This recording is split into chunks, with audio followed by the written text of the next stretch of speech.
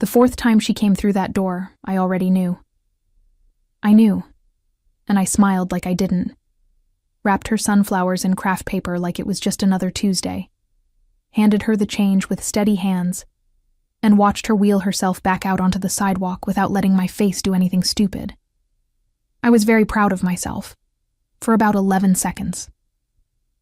Then June knocked on the glass from outside, pointed at Morgan, pointed at me, and gave me the most theatrical thumbs up in the history of human communication. I mouthed, "Stop it," through the window. She winked. That was 3 weeks ago, and I have not recovered. If this is your first time here, hi, welcome. You picked a chaotic week to show up. I'm Beatrice. I run a flower shop in Portland, Oregon, that smells like eucalyptus and old wood and my grandmother's perfume, and apparently I've been falling for a photographer, without having the decency to notice until it was already embarrassing. And before I go any further, a special hug to everyone who shows up here every single time and leaves the most beautiful comments. You know who you are, and this place wouldn't be the same without you. If you want to stick around for however this ends, hit subscribe and drop a comment below. Tell me if you've ever pretended not to notice someone noticing you, because I need to know I'm not the only one who does this.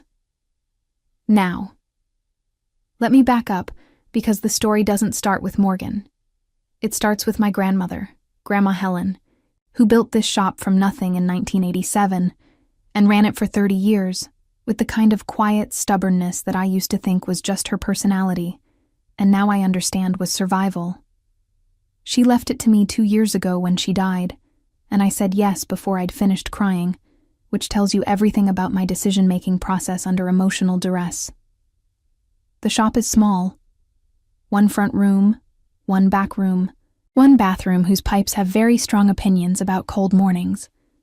The walls are painted that specific shade of green that only looks right next to flowers, and the counter is an old wooden thing that I've refinished twice, and will probably refinish again because sanding wood is what I do when I can't sleep. We're on a corner on Alberta Street, which in Portland means you have good foot traffic, strong coffee within walking distance, and at least 3 musicians living within half a block. There are always sunflowers in the window. Grandma Helen's rule. I've kept every single one of her rules, which is either devotion or avoidance, and I'm not ready to figure out which. Morgan first came in on a Wednesday, which I only remember, because Wednesdays are when I do the weekly inventory, and I had a clipboard in my hand and reading glasses on my face. The ones I only wear alone because they make me look like a confused librarian.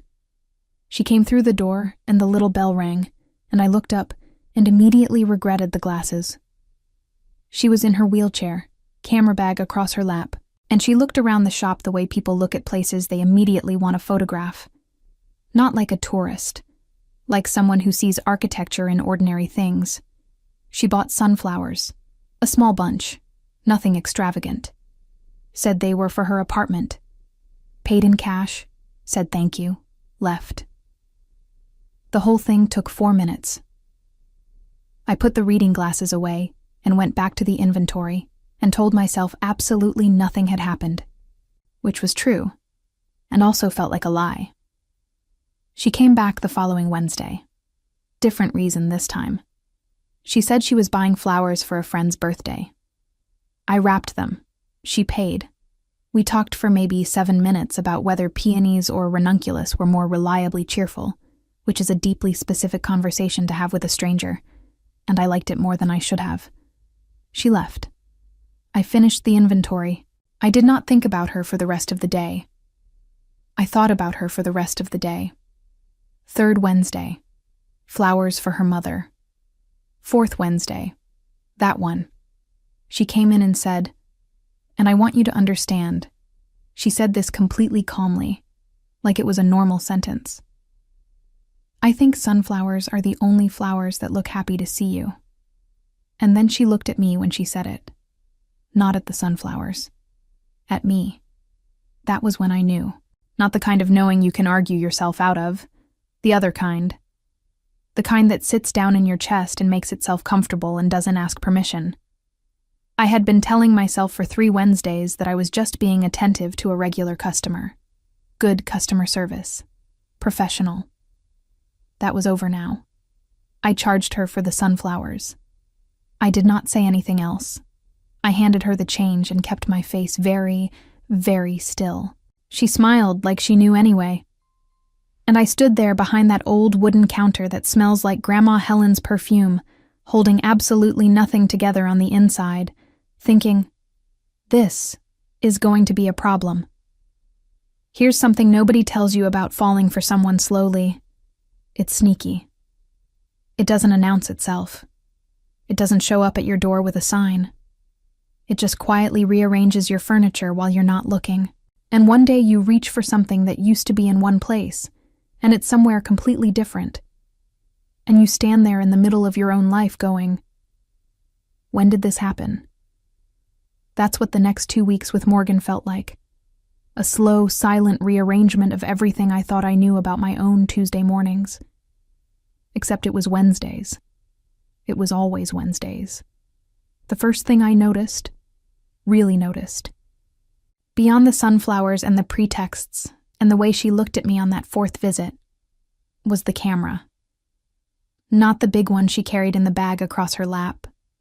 The smaller one, the film camera, that she sometimes held loosely in one hand like it was just part of her body. I noticed it because one morning, about 10 minutes after she'd left the shop, I walked to the window to rearrange the display and saw her still outside, half a block down, photographing the shadow that the shop's awning cast on the sidewalk. Just the shadow. Not the shop, not the street, not the people walking by. The shadow. I stood there longer than I should have. She didn't know I was watching. She moved the camera 2 inches to the left, waited, took the shot. Then she put the camera down and kept going down the street like nothing had happened. And I went back to the counter and spent the next 20 minutes pretending to organize receipts while actually doing nothing at all. I want to be clear that I am a functional adult with a business to run. I want that on the record. She started staying longer on her Wednesday visits. Not dramatically longer. Nobody was lingering for hours. But what had been 4 minutes became 15. And what had been 15 became close to half an hour. And neither of us acknowledged that the conversations had expanded to fill whatever time was available, like they'd been waiting for permission. We talked about her project. She told me it was called What People Don't See, a documentary series photographing the details of Portland that nobody stops to look at. Drain covers, door hinges, the specific way light hits a wet street at 7 a.m., the shadows of things that aren't there anymore. I told her that sounded lonely. She said it was the opposite. That paying attention to small things made her feel like the city was talking to her constantly, and most people just had the volume turned down. I didn't have a response to that. I just stood there behind the counter holding a bunch of dahlias I'd forgotten I was holding and thought about all the things I walked past every day without seeing. And then, embarrassingly, I thought about whether I was one of the things she was paying attention to. June walked in on a Thursday, the day after one of those long Wednesday visits, and I made the tactical error of being visibly in a good mood. June has known me for 6 years. She has the instincts of a woman who has watched too many romantic comedies and has fully committed to being the best friend character in real life. She took one look at my face, set her grocery bag down on the counter and said, "It's the photographer, isn't it?" Not a question. A verdict. I told her I didn't know what she was talking about. She picked up her grocery bag, patted my hand with the patience of someone dealing with a very slow child, and said, "Honey, you hummed while you were wrapping those carnations. You don't hum." Then she left. I stood there in the empty shop and realized I had absolutely no defense, because she was right. I don't hum. I never hum. I had been humming. The following Wednesday, Morgan came in and didn't buy flowers at all. She said she just wanted to ask me something for a project reference. What was the name of the climbing rose variety in the left corner of the window display? I told her. She wrote it down in a small notebook she pulled from her jacket pocket. Then she didn't leave. She looked at the shop for a moment, then looked at me and asked, "Do you ever get tired of being surrounded by things that are beautiful?" I said no. She nodded, like that was the right answer. Then she asked if I minded if she photographed the window display from outside sometime, and I said of course not, and she thanked me and left. And I stood there realizing that at no point in that entire visit had she bought anything, and I had not once thought to mind. That night she texted me. She had my number from the shop's business card, which I was now extremely glad I'd given her weeks ago, asking whether ranunculus or garden roses held up better in dry indoor air. It was a completely reasonable question. It took me 38 minutes to respond. I timed it because I was trying to not respond immediately, and I needed to know when a reasonable amount of time had passed. For the record, 38 minutes is not a reasonable amount of time. That is the amount of time it takes to overthink a sentence about flowers into paralysis. I am aware of this. The notice went up on a Monday. I know it was a Monday because I'd just finished the weekend deep clean. The one where I scrub the back room floor and reorganize the cold storage and pretend I'm the kind of person who has her life completely together.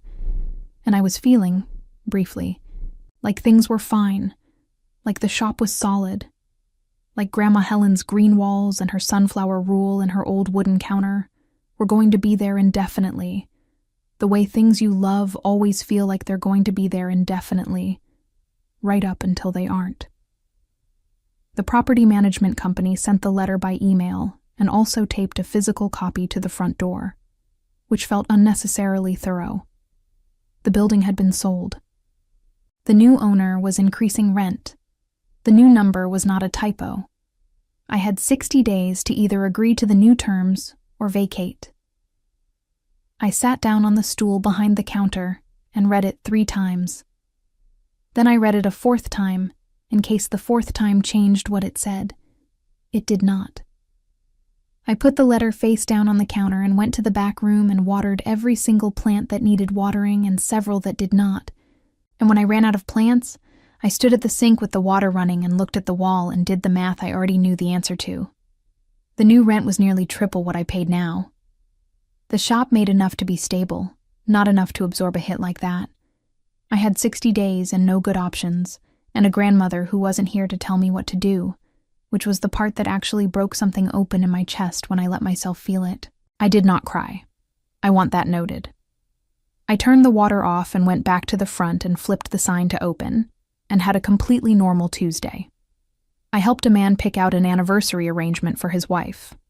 I repotted 2 succulents for a college student who looked like she hadn't slept in 4 days. I talked to my delivery supplier about a late shipment of peonies. I did not tell anyone about the letter. I taped it to the inside of the cabinet under the register where I wouldn't have to look at it, and I told myself I would figure it out, which is what I always tell myself, which has historically worked out about 60% of the time. Wednesday came. Morgan came. She was wearing a navy jacket I hadn't seen before, and she had the film camera out already when she came through the door, which she lowered immediately when the bell rang, like she'd been caught doing something. She looked slightly guilty. I found this unreasonably endearing and resented it. She bought sunflowers, back to sunflowers, no pretext this time, just sunflowers, and set her camera bag on the counter while I wrapped them, which she'd started doing recently, using the counter as a surface the way people use a space when they're comfortable in it. That detail hit me somewhere I wasn't prepared for. We talked about her project. She'd spent the morning photographing the Broadway Bridge at low tide, specifically the barnacles on the lower supports that nobody ever saw because nobody ever looked down. She showed me one of the shots on her phone, and I leaned over the counter to look, and we were close enough that I could have pointed at the screen without fully extending my arm. I pointed at the screen without fully extending my arm and said something about the texture of the barnacles, and she said something back, and I was only partially processing the words because the rest of my attention was doing something completely unhelpful. I straightened up. She didn't seem to notice. She probably noticed. She did not see the notice on the door. Or if she did, she didn't mention it. I had taped it to the inside of the glass, facing out, because the property management company had specified it needed to be visible from the street, and I had complied because I follow instructions even when they humiliate me. Morgan had come through the door and the notice was right there, and she either hadn't looked at it or had chosen not to bring it up, and either way I was grateful, because I wasn't ready to talk about it. I wasn't ready to make it real by saying it out loud to someone I actually cared about. That thought stopped me cold in the middle of wrapping her sunflowers. Someone I actually cared about. I had let that one through without catching it first. I finished the wrap, tied the twine, handed it over. She took it, and her fingers brushed mine for a half second, the way they sometimes did during the handoff, and I kept my face very still, and she said thank you, and I said of course, and that was that. After she left, I went to the cabinet under the register and took the letter out and looked at it again. 60 days. The number sat there on the page looking very certain of itself. I thought about Grandma Helen, who had kept this shop through a recession and a flood scare, and a year when the whole street was under construction and nobody could park within 2 blocks. I thought about her rule about the sunflowers in the window. I thought about Morgan photographing the shadow of the awning on the sidewalk, paying attention to something small that nobody else had bothered to see. I put the letter back in the cabinet. I picked up my phone. I had a message from Morgan, sent 20 minutes ago while she'd probably still been on her way home, that said, "The sunflowers you wrap always last longer than ones from anywhere else. What's your secret?" I stared at that message for a long time. Then I wrote back, "I talked to them." She sent back a single emoji, a sunflower. I set the phone down and looked at the green walls and the old counter and the cold storage full of peonies, and I thought, I am not ready to lose this place. And I was not entirely sure I was only thinking about the shop. I have a theory about people like June. I think they come into your life specifically calibrated to see the thing you are most aggressively refusing to see about yourself, and they wait, with the patience of someone who has all the time in the world, until the exact moment when saying it out loud will cause maximum impact. June had been waiting for approximately 3 weeks. Her moment arrived on a Friday afternoon when the shop was quiet, and I was doing something completely innocent, which was rearranging the same bucket of tulips for the 4th time in 20 minutes. She came in without buying anything, sat down on the small bench I keep near the door for customers who need to rest, folded her hands in her lap, and looked at me with the expression of a woman who has made a decision. She said, "You rearranged those tulips 3 times while I've been sitting here." I said I was optimizing the display. She said, "Beatrice, honey, the tulips are fine." There was a pause. Then she said, "She likes you." Just like that. Present tense, no preamble, no softening. She likes you. I put the tulips down.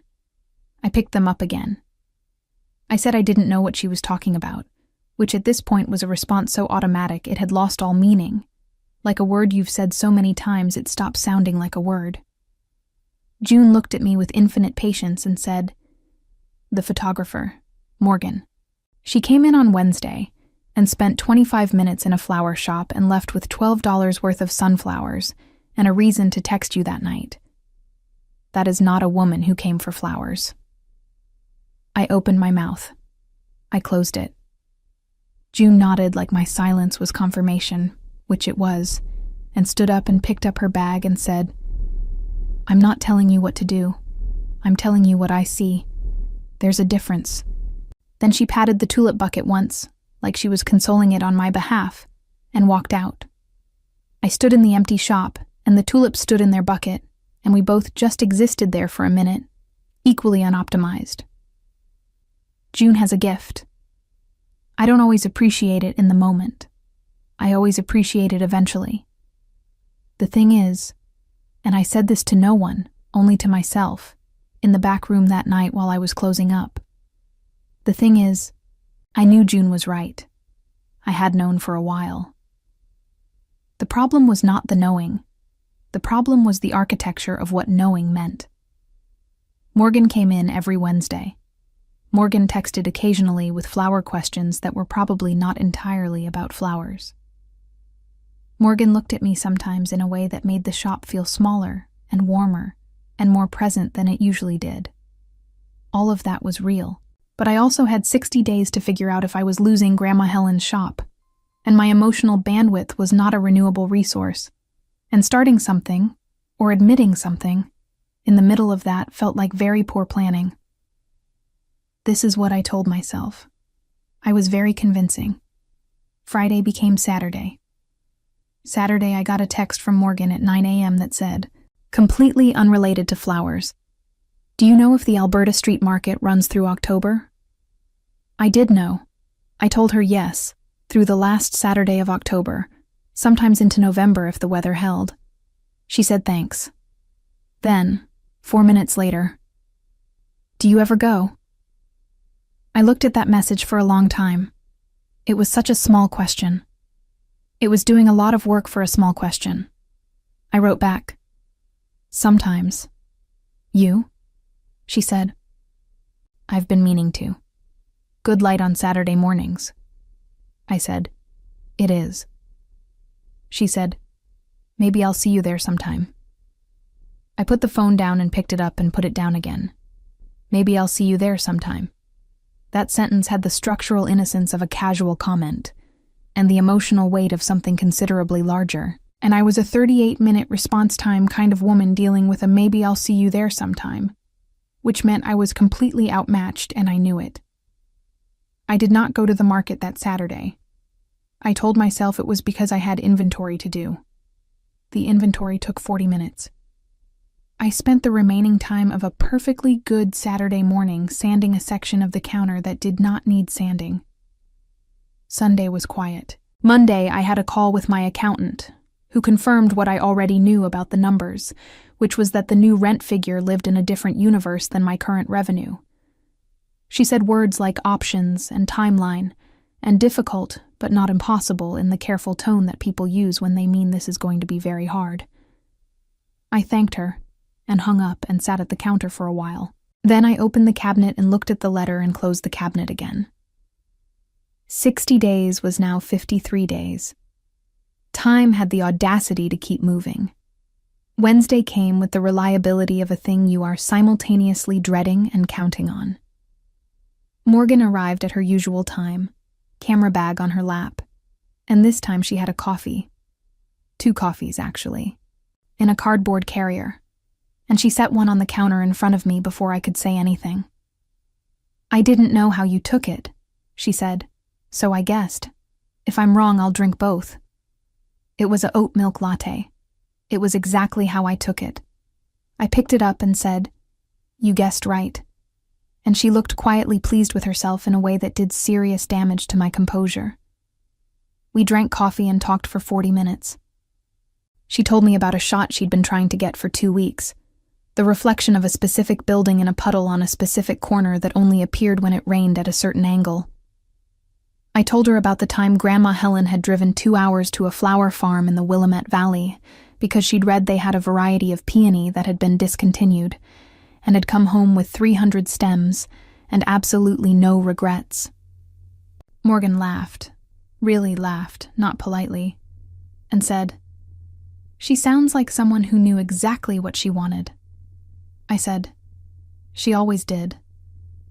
There was a beat of quiet between us, warm and unhurried, and I thought about the letter in the cabinet and the 53 days and the new rent and all the things I hadn't said yet. Morgan looked at me over the rim of her coffee cup, and I looked back, and for a moment, the shop was very still. Then her phone buzzed, and the moment passed, and she glanced down and said she had to go, a shoot across town.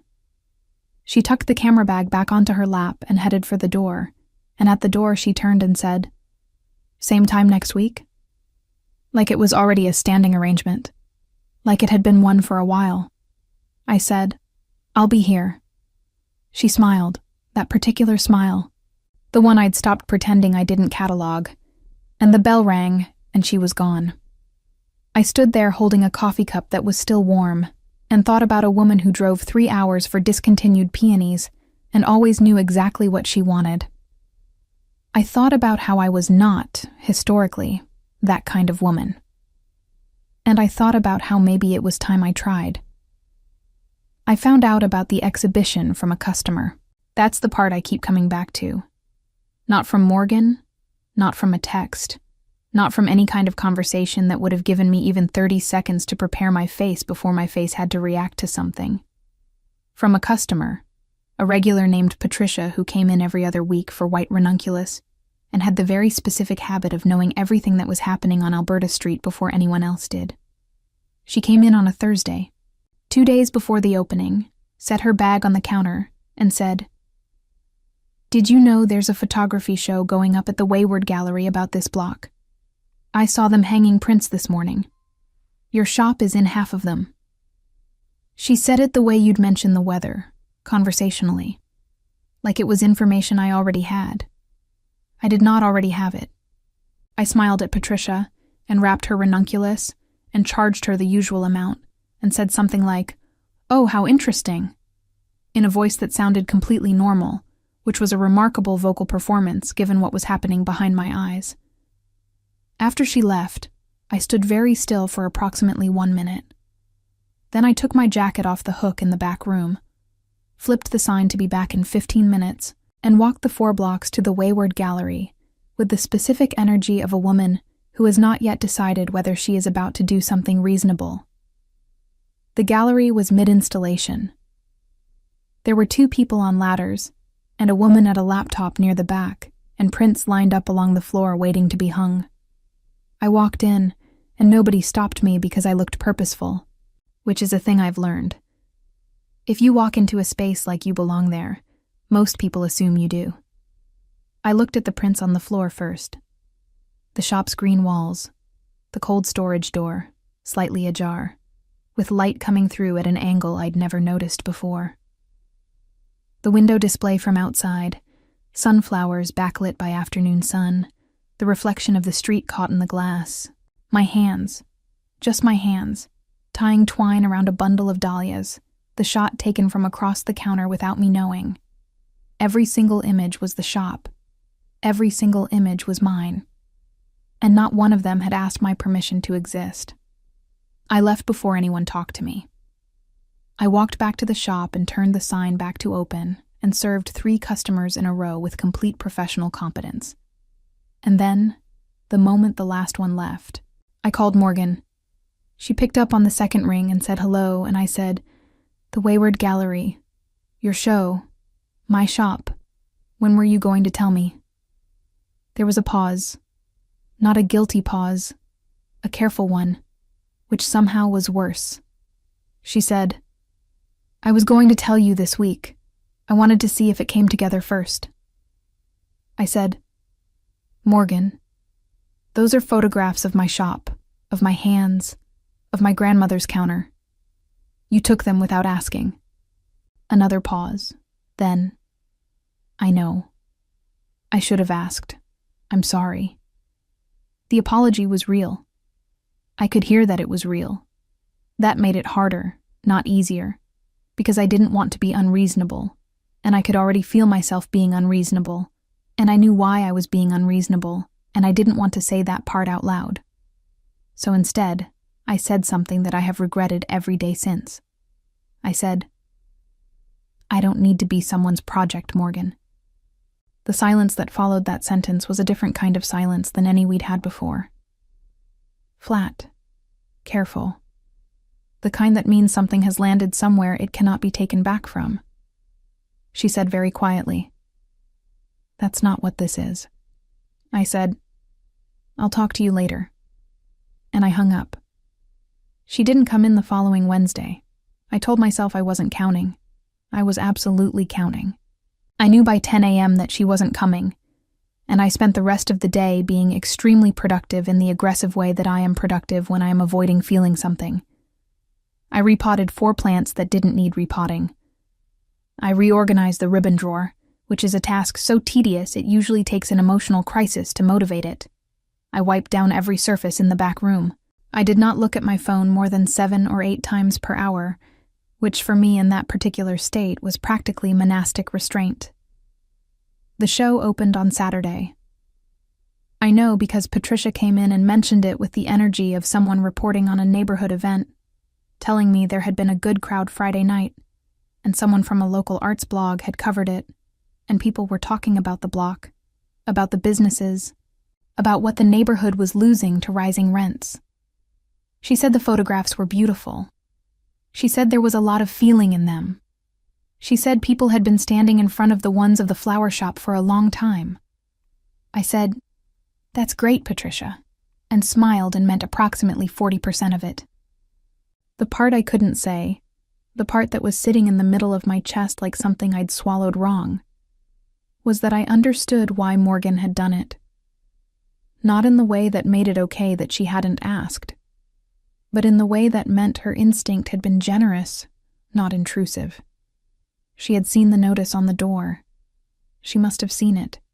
It had been right there every Wednesday for 3 weeks. She had seen it, and said nothing, and quietly done something instead, which was so completely her that it almost made me laugh, and almost made me cry, and mostly just made me miss her in a way I hadn't given myself permission to call missing until right now.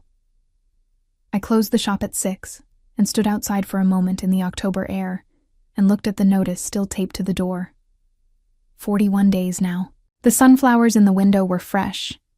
I'd put new ones in that morning out of habit, out of loyalty to a rule made by a woman who always knew what she wanted.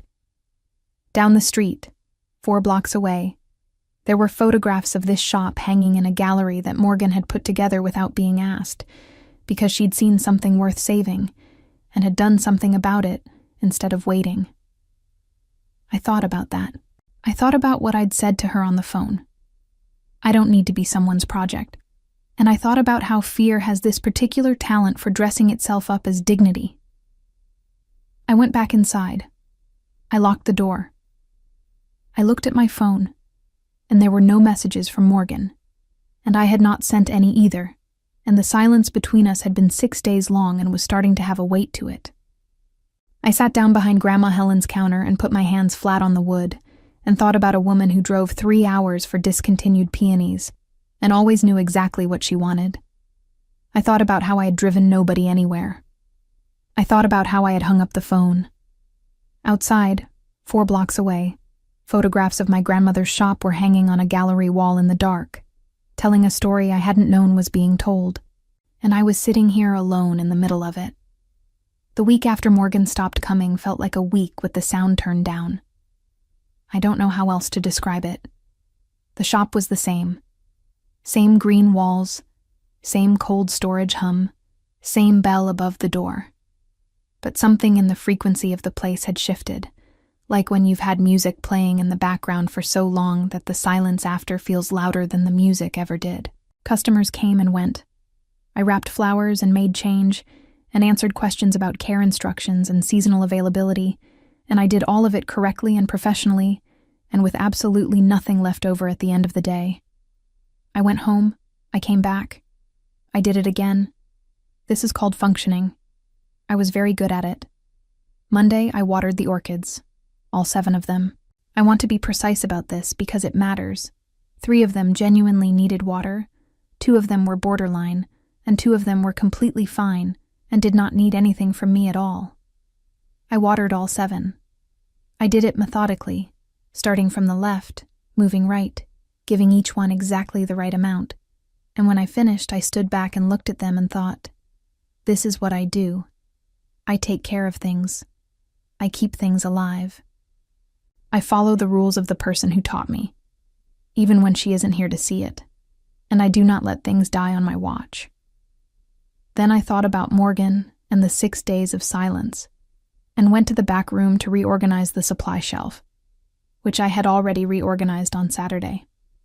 Tuesday, June came in, and did not say a word about Morgan.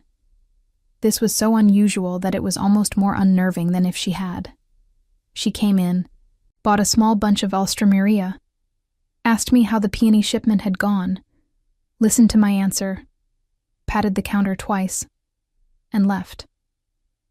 No commentary, no pointed looks, no theatrical thumbs up through the window. Just June, buying flowers like a normal person, which she had never once done in 6 years. I watched her go and felt a complicated gratitude that I didn't know how to hold. She came back 20 minutes later, ostensibly because she'd forgotten to ask about the hours over the upcoming holiday weekend. But she didn't actually ask about the hours. She just came in and sat on the bench near the door and stayed for a while. She brought a book, but didn't open it. She was just there, present, taking up space in the way that people who love you sometimes do, when they know that what you need is not advice but company. I didn't say anything. She didn't say anything. I arranged a funeral order, white lilies, white roses, greenery, and she sat on the bench and the shop was quiet between us in the good way, the way that means you don't have to perform okayness for someone, because they already know exactly how okay you are. After about 40 minutes, she stood up, tucked the unread book under her arm, and said, "The show's up until Sunday." That was all. She didn't say go. She didn't say you should. She just put the information in the room and left it there and walked out. And the bell rang above the door, and I stood there with a lily stem in each hand thinking about Sunday. Wednesday came and Morgan didn't. I had known she wouldn't. I hadn't reached out. She hadn't reached out. The silence was bilateral, and I was at least partly responsible for it. But knowing didn't make the 10 a.m. mark feel any less like something. I looked at the door at 10 a.m. I looked at it at 10:15. By 10:30, I had accepted the situation with complete maturity and gone to sand a portion of the counter that I had already sanded twice in the past 2 weeks. The counter was developing an extremely smooth patch near the register. At some point, it was going to be a problem. Currently, it was a coping mechanism, and I was allowing it. The exhibition was working. This was the part that was difficult to sit with. That Morgan's plan, the one she'd made without asking me, the one I'd been furious about, was actually working. The arts blog post had been picked up by a local news site. Someone had shared it with a neighborhood preservation group. There was a small piece in the Portland Mercury about Alberta street businesses facing rent increases, and the flower shop was mentioned by name, and by Thursday I had 17 new Instagram followers and 4 messages from strangers saying they hoped the shop stayed open. One of them said, "The photographs made me feel like I'd been there 100 times. I've never actually been. I'm coming this weekend." They came. They bought flowers. They stood at the counter and looked around like they recognized the place, which they did, because Morgan had made it recognizable. I thought about calling her. Several times. On Thursday, I got as far as opening her contact on my phone and looking at it for a while before closing it again. What I would say was the problem. "I'm sorry" felt insufficient without an explanation, and the explanation required saying the thing I hadn't said on the phone, that I hadn't been angry about the photographs. Not really. Not at the core of it. I had been afraid. Afraid of being seen that clearly by someone I cared about that much, and my fear had put on the costume of anger, because anger is easier to wear in public. This is not a flattering thing to understand about yourself. I understood it anyway. Standing in the back room on Thursday night after closing, surrounded by the smell of eucalyptus and Grandma Helen's old green walls. Friday. I made a decision. I would go to the exhibition. Not to find Morgan. I didn't even know if she'd be there. But because I needed to see what she had seen. I needed to look at the shop the way she'd been looking at it, from the outside, through a lens I hadn't chosen or controlled. I needed to understand what she'd been documenting all those Wednesdays, all those careful shots of shadows and textures and hands and light. I needed to see it before I could say anything true. I went after closing, just before the gallery locked up for the night, when the crowd had thinned to almost nothing, and the space was quiet and I could stand in front of each photograph for as long as I needed to, without anyone watching my face. I stood in front of the first one for a very long time. The gallery was almost empty when I got there. A young couple near the back, a man with a catalog folded under his arm reading the wall text by the entrance, and me, standing just inside the door in my work jacket that still had a smear of green dye on the left cuff, holding my keys because I'd forgotten to put them in my pocket. The woman at the front desk looked up and smiled, and I smiled back and walked in like I knew what I was doing, which was not entirely true. I knew what I was there for. I was less sure I was ready for it. These are different things, and I have a habit of confusing them. The first photograph stopped me completely. It was the window display. Sunflowers, backlit, taken from the sidewalk outside on what must have been a late afternoon in September. The light coming from low on the left and catching the petals in that specific way that makes yellow look like it's generating its own warmth. I had stood behind that display hundreds of times. I had arranged those exact flowers. I had never once seen them look like that. The photograph made the window look like something worth crossing the street for, which people had apparently been doing for years without me understanding why. I stood there and looked at it, and felt something shift very quietly in my chest. I moved through the room slowly. The cold storage door, slightly open, a wedge of white light falling across the floor in a perfect triangle.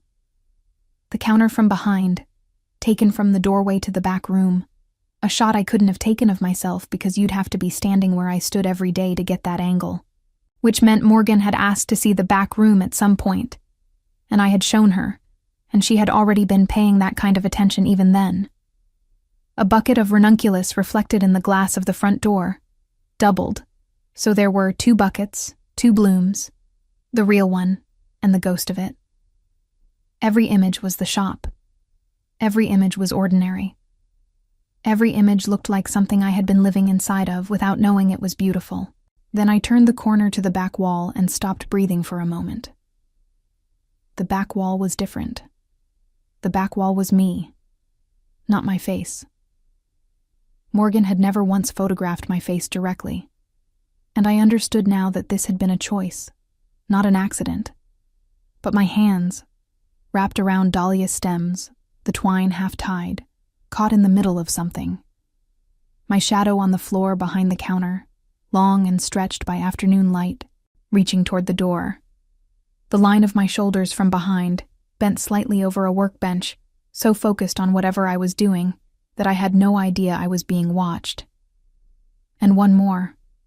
Taken from outside, through the window, the sunflowers in the foreground, and me behind them, partially obscured, laughing at something.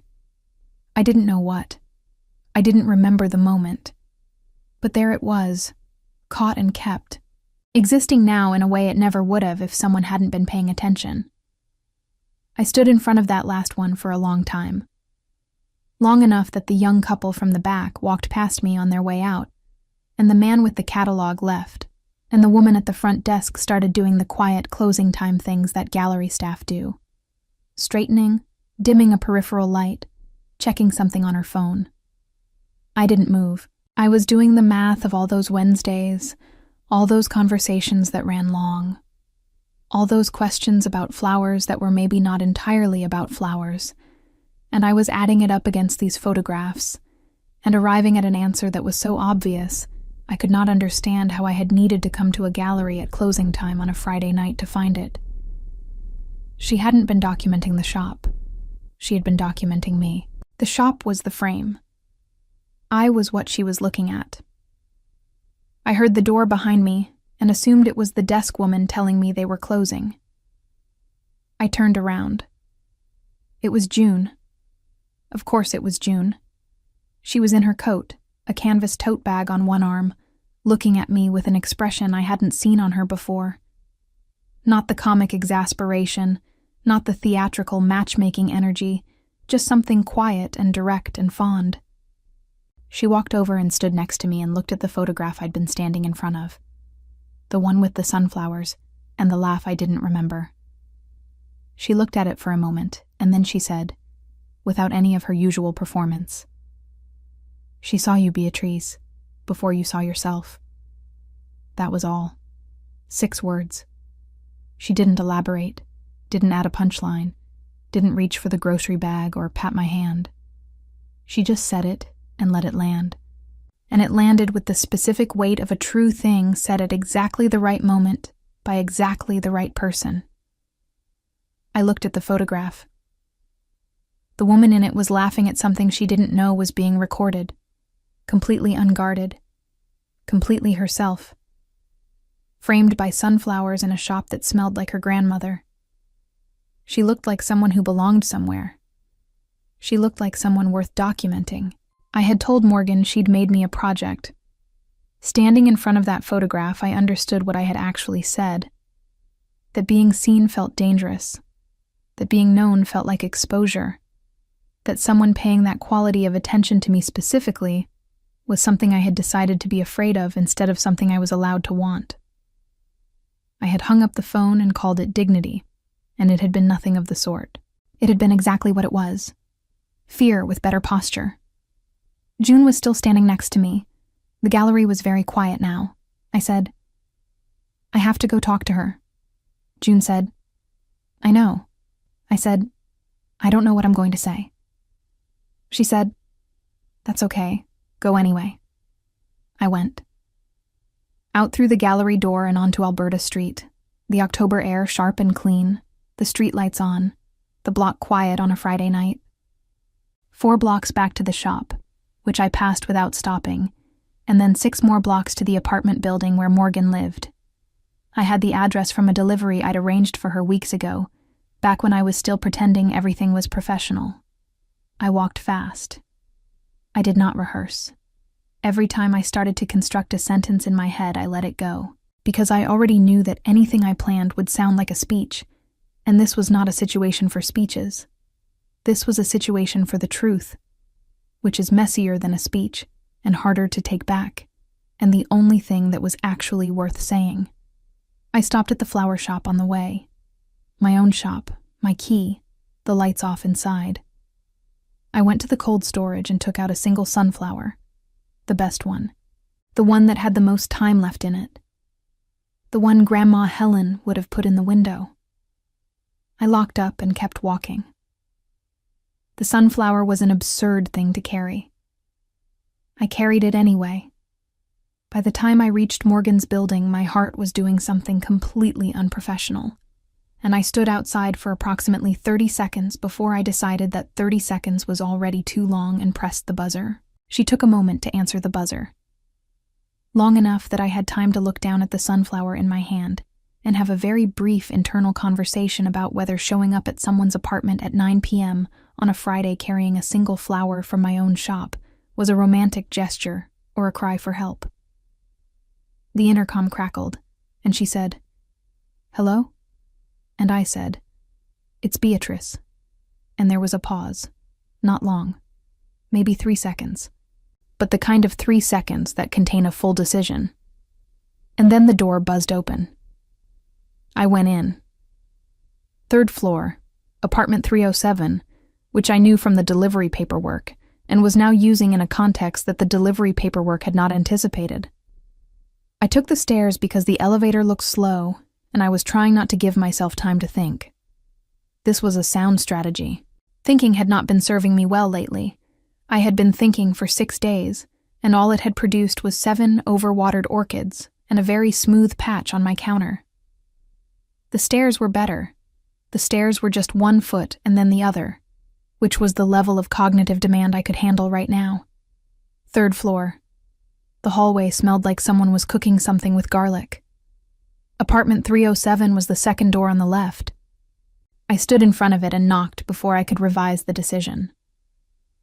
Morgan opened the door. She was in a gray sweater and socks, her hair loose in a way I hadn't seen before, and she had clearly been in the middle of editing. I could see the laptop open on the coffee table behind her, photographs on the screen, the room lit by the warm, low light of someone spending a Friday night in. She looked at me. She looked at the sunflower. Something moved across her face that I couldn't fully read, and then settled into something careful, like she was giving me the room to say whatever I'd come to say before she decided anything. She was good at that. She had always been good at that. I had not appreciated it enough until right now. I said, "I went to the gallery."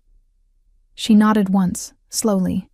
I said, "I stood in front of the photographs for a long time." She said, "Okay," I said. The one of me laughing. By the window. I don't know when you took it. She was quiet for a moment. Then she said, October 4th. You were on the phone with your supplier about the peony shipment. You laughed at something he said. I was outside. October 4th. 5 weeks ago. 5 weeks ago, she had been standing on the sidewalk outside my shop, and I had been laughing on the phone, not knowing anyone was watching. And she had taken a photograph of that specific moment and printed it and hung it on a gallery wall and called it worth seeing. I looked at her. She looked back.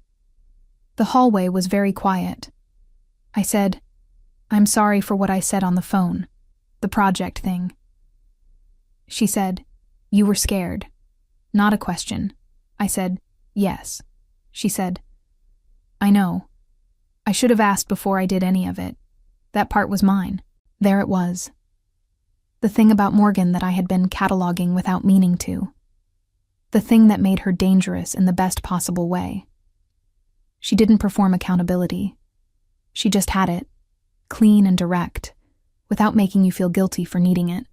I stood in the hallway of her apartment building holding a sunflower, like a person who had finally run out of ways to protect themselves from something good. She had said she should have asked. She was right. I had said she'd made me a project. I had been wrong. And somewhere in the space between those two true things was the actual story. Two people who had been paying attention to each other across a wooden counter for 2 months and had both, in their own way, been afraid to say so. I looked at the sunflower in my hand. I looked at Morgan. I said, I didn't come just for the sunflower. It landed the way I needed it to. Her expression shifted, not dramatically, not a movie moment, just a quiet opening, like a window letting in air. She said very softly, I know. Then she said, do you want to come in? I said yes. She moved back from the door, and I came in, and the apartment was warm and smelled like coffee, and the laptop on the coffee table was open to a folder of photographs I recognized. The shop, the window, the counter. And there were prints stacked on the side table that hadn't made it into the show. Images she'd taken and kept without displaying, kept just for herself. I stood in the middle of her living room and looked at them, and felt something I hadn't felt in a long time, maybe since before Grandma Helen died, maybe since before I understood that keeping something beautiful alive required constant, exhausting vigilance. I felt like I could put something down, like I had been carrying something at a careful distance from my chest for a very long time, and there was, finally, a surface I was allowed to set it on. She put the sunflower in a glass of water on the kitchen counter. She did it the right way. Trimmed the stem at an angle with scissors from the drawer, added a pinch of sugar to the water, set it near the window where it would get morning light. She'd been paying attention. Of course she had. That was the whole point of her. She paid attention to things other people walked past. She found the frame. She kept still long enough to see what was actually there. She turned from the window and I was closer than I'd meant to be, or maybe exactly as close as I'd meant to be, and she looked up at me, and the apartment was very quiet and warm, and the laptop screen behind her lit the room in a low, familiar glow. The kiss was nothing like what I'd spent 2 months imagining, which is to say it was better. Quieter, more certain, with the particular weight of something that has been a long time coming and knows it. No urgency, no performance. Just 2 people in a warm apartment on a Friday night in October, arriving at a thing that had been true for a while, finally giving it somewhere to exist. Her hand came up and rested against my jaw, light and certain, and I thought about October 4th and the peony phone call and the laugh she'd kept, and I thought about Grandma Helen, who always knew what she wanted, and I thought that maybe I had always known, too. I had just needed someone patient enough to wait. We stayed up late. We talked. We drank tea she made in mismatched mugs, and she showed me the photographs that hadn't made it into the show, and told me why she'd taken each one. And I told her about Grandma Helen. Really told her.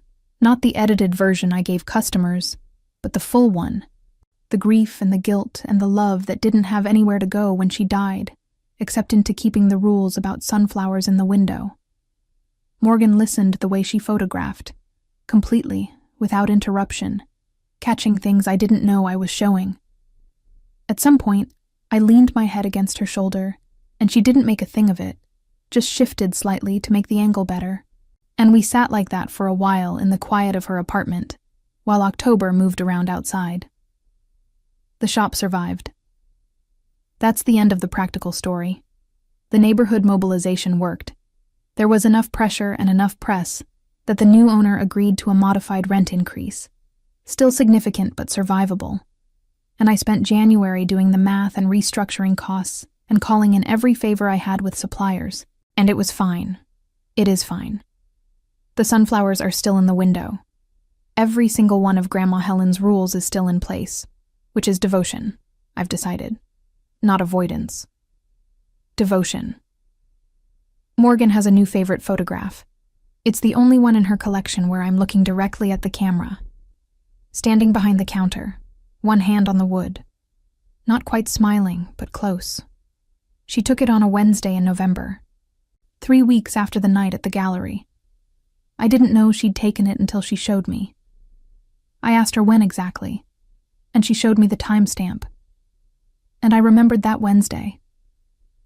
I remembered what I had been thinking about at that precise moment, standing behind my grandmother's counter in the shop that almost wasn't mine anymore.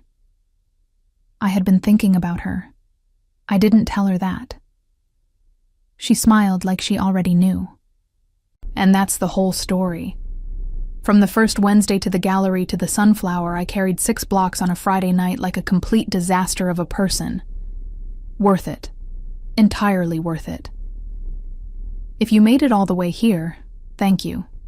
Genuinely. It means everything that you stayed. If this story made you feel something, hit subscribe, because there are more of these coming, and you do not want to miss what's next. Drop a comment too. Tell me. Would you have gone to that gallery? Would you have knocked on that door? I need to know what kind of people are watching this. I'll see you in the next one.